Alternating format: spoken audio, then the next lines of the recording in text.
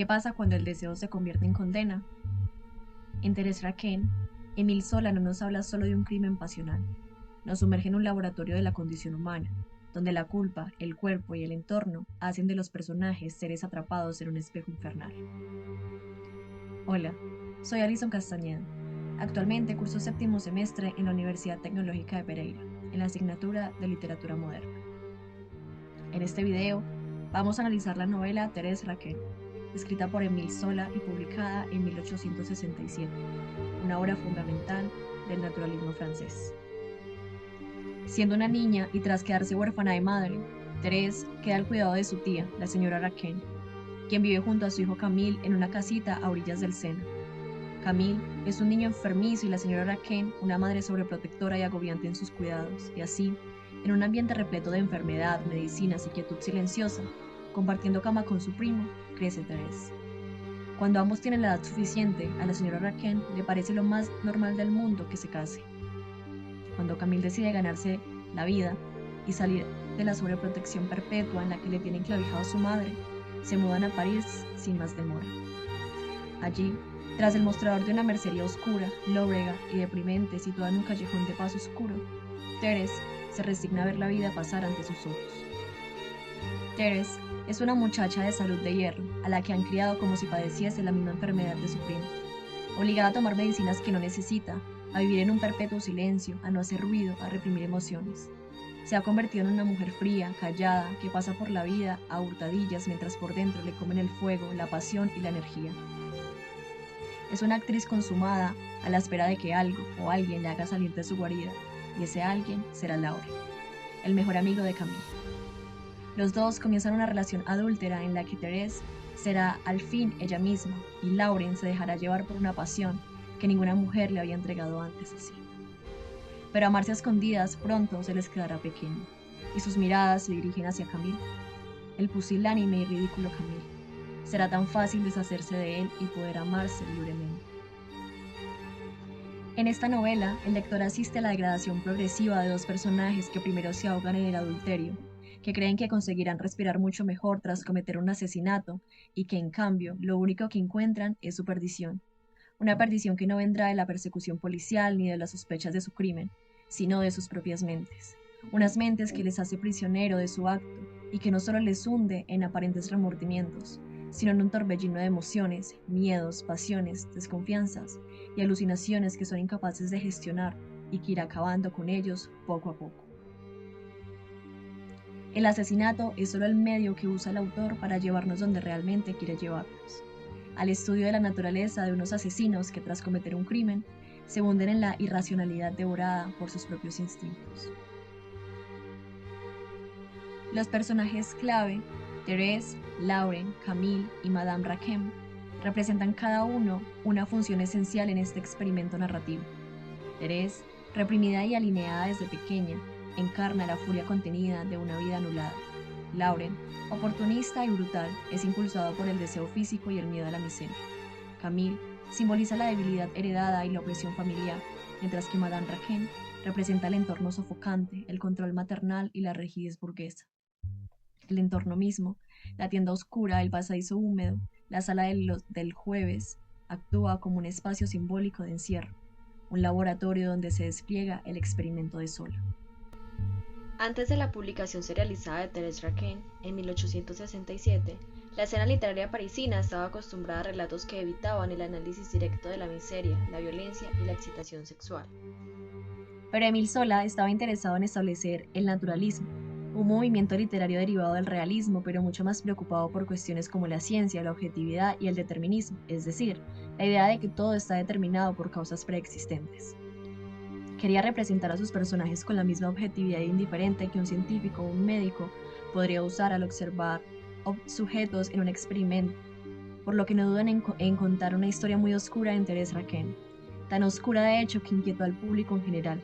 Zola fue presentado como un escritor inmoral de pornografía, pero no rehuyó el revuelo público. Al contrario, se dejó llevar por el escándalo y algunos historiadores creen que incluso animó a ciertos críticos a escribir críticas mordaces del libro, lo que le dio la oportunidad de publicar sus propias reflexiones sobre la novela en un prefacio incluido en la segunda edición. Este prefacio ayuda a definir los objetivos generales del naturalismo, que Zola defendía como una forma metódica e inquebrantable de explorar la vida y la realidad humanas desde una perspectiva científica.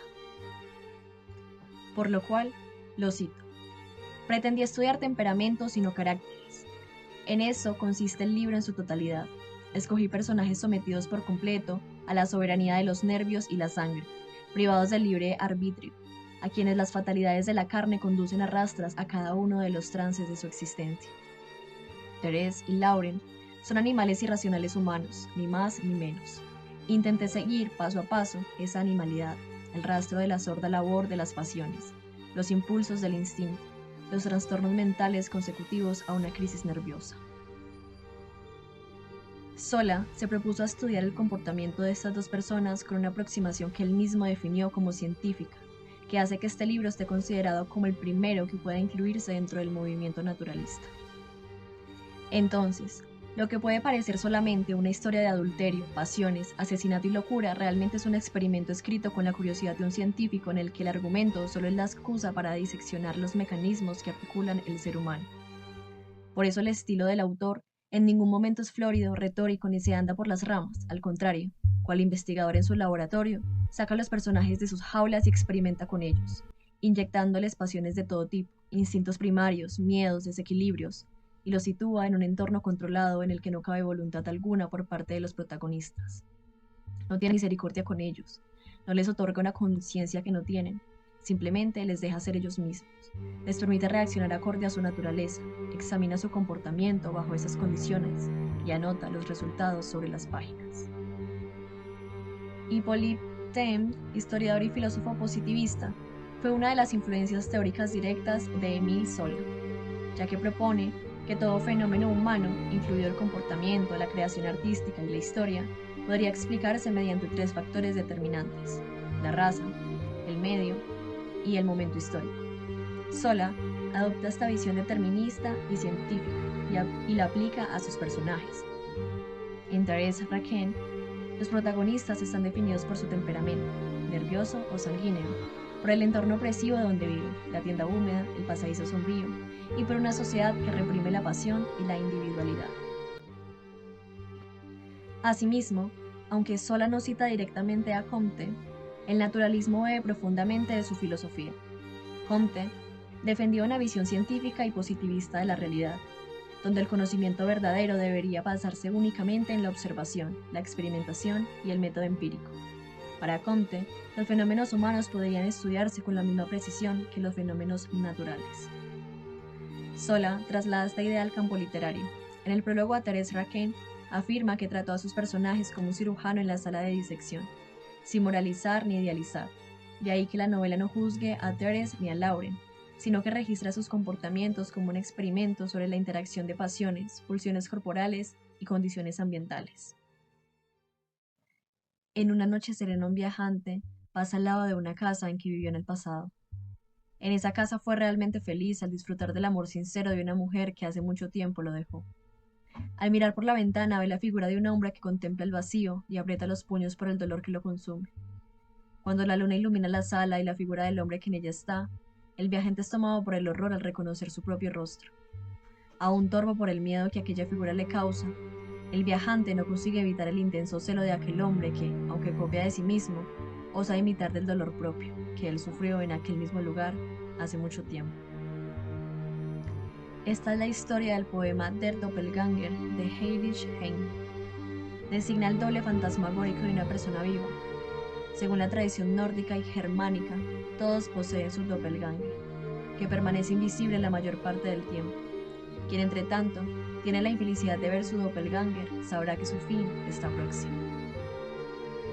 El tópico del doble no se presenta en Thérèse Raquin como una duplicación metafísica o fantástica, sino como un efecto psicológico y fisiológico del crimen y de la convivencia forzada entre los cómplices.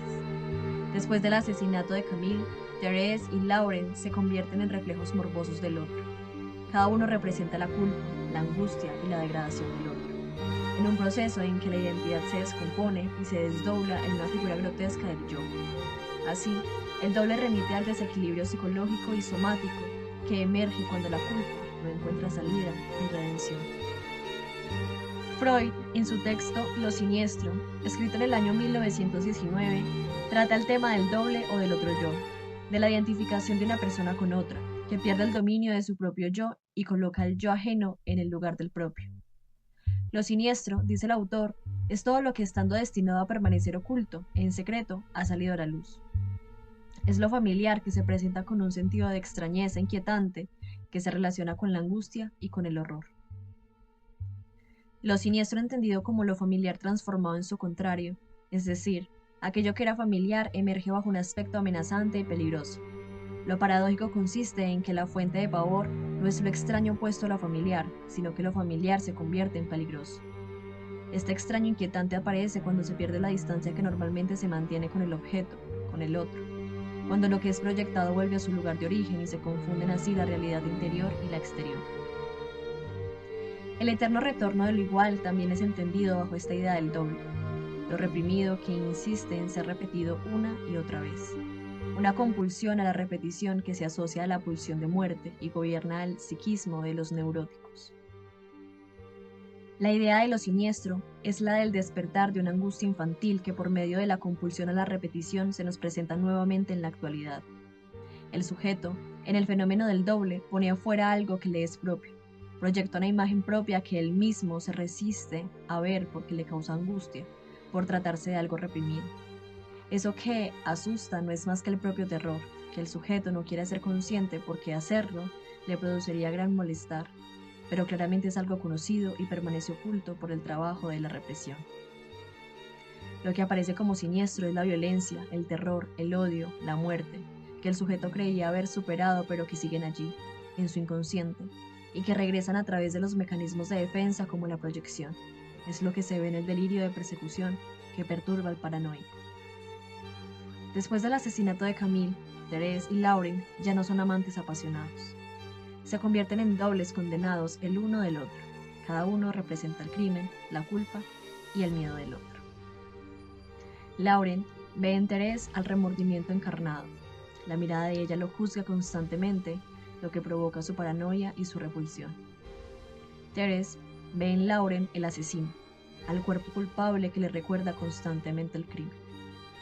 Son como dos mitades de una conciencia desgarrada. Ya no hay pasión entre ellos, sino repulsión mutua. Se necesitan, pero no pueden tocarse ni mirarse sin horror. El otro encarna el retorno de lo reprimido, el recuerdo traumático que no puede ser eliminado y que retorna una y otra vez desde lo inconsciente. Por eso, cito en la página 67. A la misma hora se había dado, en aquella mujer y en aquel hombre, una suerte de trastorno nervioso que los devolvía, palpitantes y aterrados, a sus terribles amores. Se había establecido entre ellos un parentesco de sangre y voluptuosidad. Los mismos escalofríos los estremecían. Las mismas angustias les oprimían los corazones, en una suerte de dolorosa fraternidad. A partir de ese momento no tuvieron sino un único cuerpo y una única alma para gozar y padecer. Esa comunión, esa mutua compenetración es un hecho psicológico y fisiológico que se da con frecuencia en las personas a las que hondas conmociones nerviosas hacen chocar violentamente entre sí. Asimismo, cito en la página 61, ¿no lo unía acaso a Thérèse un vínculo de sangre y espanto? Notaba de forma imprecisa que gritaba y se retorcía dentro de él, y que él le pertenecía, tenía miedo de su cómplice. Además de este doble, también encontramos un doble de suplantación, entre Lauren y Camille. Lauren se convierte en un doble siniestro de Camille, lo asesina y luego ocupa su lugar como esposo de Thérèse y yerno de Madame Raquin. Pero al hacerlo, no lo sustituye plenamente, sino que Camille persiste dentro de él. Lauren comienza a ver el rostro de Camille en su imaginación, en su cama, en su conciencia. Aunque ha tomado su puesto, no puede borrar su existencia, lo cual genera alucinaciones, insomnio y angustia. La idea de ocupar el sitio de Camille era lo que verdaderamente lo había incitado a cometer su crimen. Por eso, cito en la página 69. Cierto es que el deseo de que su amante fuera solo suya había tenido no poca parte en el plan de su crimen, pero quizá lo había llevado más al asesinato la esperanza de ocupar el sitio de Camille, de que lo cuidasen como a él, de gozar una beatitud de cada hora. Si solo lo hubiera movido la pasión, no se habría mostrado tan cobarde ni tan prudente. Lo cierto era que había intentado conseguir, mediante una muerte, una vida de paz y ociosidad, una duradera satisfacción de sus apetitos. Asimismo, cito en la página 119. A fuerza de ver cómo lo comparaban con Camille y de utilizar los objetos que antes había utilizado Camille, se imaginó que era Camille, que se identificaba con su víctima. Y en la página 36. Era menos arriesgado matar al marido. No tenía por qué haber ningún escándalo. Él se limitaba a darle un empujón a un hombre para ponerse en su sitio. Pero Lauren no es solo la asesina, sino el portador del muerto. La cicatriz que Camille deja en el cuello de Lauren simboliza lo difícil que es seguir adelante tras cometer un acto profundamente inmoral. Lauren no se siente culpable por asesinar a Camille, pero le resulta imposible olvidar el incidente y vivir en paz. La cicatriz que recibe cuando Camille le arranca un trozo del cuello de un mordisco mientras lucha en el bote de remos le recuerda lo que ha hecho, y aunque al principio la ignora, la herida es una fuente constante de dolor, tanto físico como emocional. Cada vez que se viste, por ejemplo, el cuello de su camisa roza la cicatriz y le provoca una punzada de incomodidad que le recorre el cuerpo, haciéndole pensar en el cadáver ahogado. Incluso, Teres reconoce el carácter simbólico de la cicatriz, viéndola como la herida abierta en su relación, o lo que les dificulta tanto llevar una vida feliz como recién casados. Sin embargo, cuando intenta cauterizarla, besándola, tanto ella como Lauren sienten un dolor intenso. Claro que lo que Therese experimenta es claramente dolor psicológico, pero eso no lo hace menos real que el malestar de Lauren, que es tanto psicológico como físico. El único momento en que la cicatriz no les causa dolor es cuando finalmente se suicidan, pues Therese descansa con la boca sobre la cicatriz, lo que en última instancia representa el hecho de que solo pueden escapar del recuerdo de su crimen abrazando la muerte. Asimismo, esta figura del doble también se ve reflejada como un doble del castigo y la vigilancia. Tras el asesinato, dos figuras se vuelven dobles simbólicos de la justicia silenciosa: el gato François y la paralizada Madame Raquin. El gato François, siempre presente, observa en silencio la dinámica de la casa. Representa la conciencia muda, el testigo ocular del crimen. Su mirada inquieta y persistente provoca desasosiego en Lauren, quien intenta incluso matarla.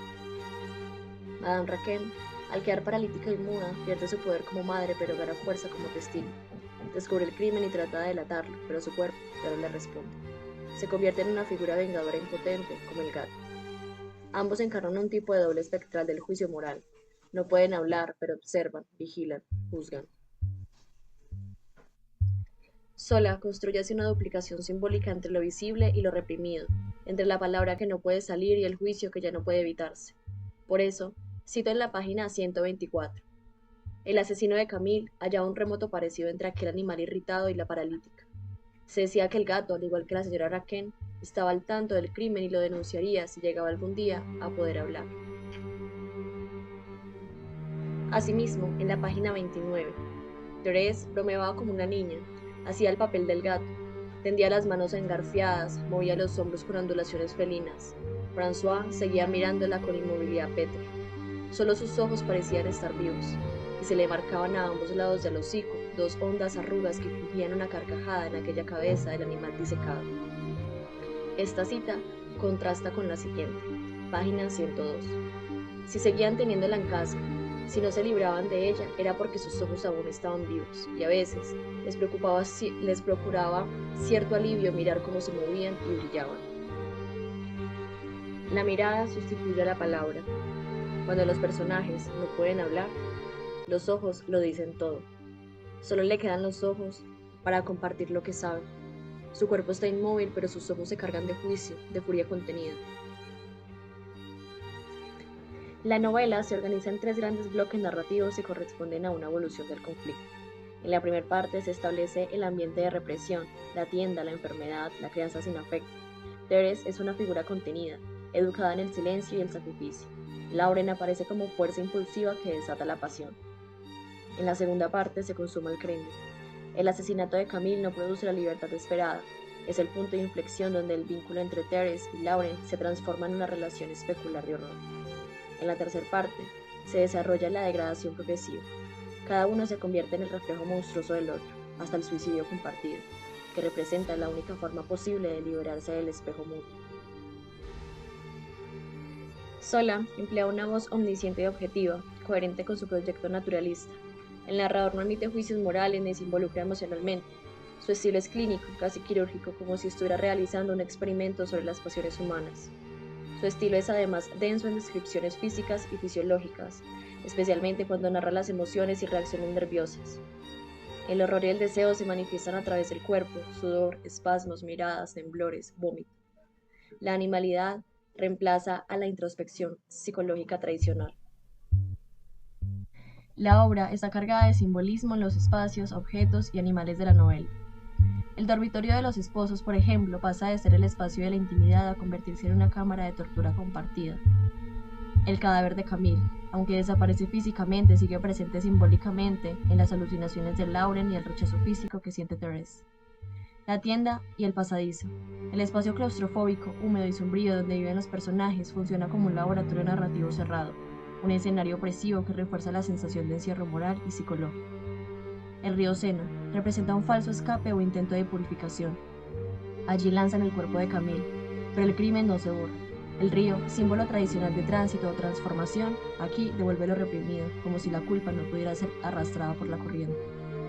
La parálisis de Madame Raquin.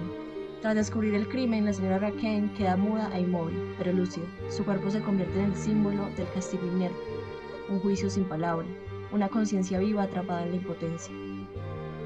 La mirada. A lo largo de la novela, las miradas entre Thérèse y Lauren se cargan de tensión. Lo que antes era deseo se vuelve vigilancia, culpa amenazada. La mirada se transforma en un símbolo de imposibilidad de olvidar. Cada uno ve en el otro el crimen, el miedo y su reflejo deformado. La enfermedad y el insomnio. Más que síntomas físicos, son manifestaciones simbólicas del desorden interno. El insomnio de Lauren, el temblor de Thérèse, la falta del apetito o el agotamiento revelan que el cuerpo es también campo de expresión del castigo psíquico. La luz y la oscuridad. La novela está visualmente dominada por ambientes sombríos, apagados, mal iluminados, tanto en la tienda como en la habitación. La oscuridad simboliza la represión, el encierro y la culpa, mientras que la luz revela más que consuelo, expone los rostros demacrados, las miradas culpables, los gestos de rechazo. No hay claridad redentora, solo una luz que desnuda lo que ya no puede ocultarse. Y el suicidio final con veneno. La decisión de Thérèse y Lauren de beber veneno simboliza la imposibilidad de escapar del crimen ni de su reflejo mutuo. Es un acto que representa la culminación simbólica de su fusión monstruosa. Solo pueden morir juntos porque se han convertido en dobles inseparables. Podemos ver puntos de conexión entre Thérèse Raquin y el hombre de arena de Hoffman. Por ejemplo, el desdoblamiento mental. Así como Nathanael proyecta su trauma en la figura del hombre de arena, Lauren y Thérèse proyectan su culpa en el otro. Cada uno ve en el otro al verdugo o al testigo del crimen. Asimismo, en ambos textos, el terror no proviene del exterior, sino de algo familiar que se vuelve extraño. En Zola, la relación amorosa se vuelve aterradora, la cama conyugal se convierte en un espacio de la muerte. También, la imposibilidad de integración del yo. Tanto Nathanael como los protagonistas de Zola sufren una ruptura del yo, provocada por una experiencia traumática que ya no pueden controlar racionalmente. También encontramos puntos de conexión con el hombre que perdió su sombra. La sombra como doble simbólico. Así como Peter pierde una parte esencial de sí mismo, Thérèse y Lauren pierden su humanidad al matar a Camille. Ya no son los mismos y lo que han perdido se convierte en algo que los persigue simbólicamente. Camille, el remordimiento, el cuerpo del otro. La expulsión social e interna. Peter es rechazado por la sociedad. Thérèse y Lauren no son expulsados físicamente, pero viven una alienación radical en su propia casa, en su propio cuerpo. Son como sombras vacías que no pueden relacionarse ni siquiera entre sí. Por último, encontramos la identidad fragmentada. Peter se convierte en el fantasma de sí mismo. De modo paralelo, en Thérèse Raquin, los protagonistas se vuelven cáscaras vivientes, reflejos de su crimen. Thérèse Raquin se publica en el marco del Segundo Imperio francés, 1852-1870, un régimen autoritario liderado por Napoleón III que promovía el progreso urbano y económico, pero también imponía un fuerte control moral, patriarcal y burgués. La sociedad estaba marcada por la hipocresía pública, el repudio del deseo individual, especialmente en las mujeres, y la importancia de mantener las apariencias. En este entorno, Zola reacciona contra el romanticismo y propone una literatura naturalista, científica, cruda y sin adornos, donde los personajes no actúan por voluntad sino por impulsos biológicos y condicionamientos sociales. El estilo directo y clínico de la novela, así como su contenido escandaloso, adúltero, crimen, locura, revela las tensiones culturales de una época que reprimía lo que en secreto deseaba consumir. Émile Zola fue el principal representante del naturalismo literario francés. Nacido en París y criado en Aix-en-Provence, su experiencia temprana con la pobreza y su amistad con el pintor Cézanne marcaron su sensibilidad artística y social. Con Thérèse Raquin, en 1867, Zola inauguró su visión de la literatura como un laboratorio donde los personajes están determinados por la biología, el entorno y las pasiones. Inspirado por el pensamiento de Hippolyte Taine y Claude Bernard, aplicó a la novela principios científicos y deterministas. En su ciclo Les Rougon Marquardt, analizó cómo la herencia y el medio moldean la conducta humana, destacando obras como L'Assommoir y Germinal. Influido también por Balzac y Flaubert, llevó el realismo a un nivel más crudo y experimental. Zola fue además un intelectual comprometido con su carta J'accuse. Defendió al injustamente condenado Alfred Dreyfus, marcando un hito en la figura del escritor como actor político. Su obra, polémica en su tiempo, transformó la novela moderna e influyó profundamente en la literatura del siglo XX. Thérèse Raquin no es solo una historia de crimen y pasión, sino una exploración implacable del ser humano, reducido a sus impulsos, atrapado en el reflejo del otro y devorado por una culpa que ni el cuerpo ni la conciencia pueden silenciar, porque en Zola el castigo no viene de la ley, sino de los ojos del otro y del propio espejo.